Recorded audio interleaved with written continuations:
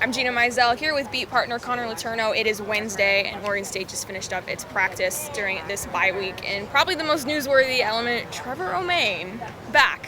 Sort of surprisingly, he was academically ineligible the first two games, and Mike Riley said that he expects Garrett Owens to kick against San Diego State, that Trevor Romaine is currently the backup, and that he'll have to earn that spot back if he wants to get back onto the field for the Beavers.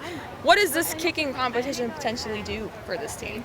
Well, I'm not even sure right now if it's much of a competition. I think it's Owens' job, and if Owens falters, then obviously Riley knows he has a capable leg behind him. But unless Owens really struggles, I think Owens is going to be the guy the rest of the year. I think Owens did nothing to lose the job in the first two games. I thought he was solid overall. Set a program record in his first game out there. 7 kicks. But definitely it's a good thing for the team, just knowing that you have a guy who 2 years ago was the most accurate kicker in the Pac-12 as your backup. It's not a lot of teams can say that. It'll be interesting to see maybe how this works out just from a chemistry standpoint, because obviously you got to think Romaine's not going to be super stoked about stepping as the number 2, but hopefully he'll be mature about it and settle into that backup role. Kind of did do it to himself, to be honest. Right. Obviously, again, this is a bye week, no opponent to prepare for, and you hear coaches and players talk about working on themselves and working on the finer details and that sort of thing.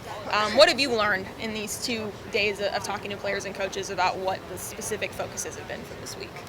The focuses have really just been on attention to detail, limiting the mistakes, limiting the penalties.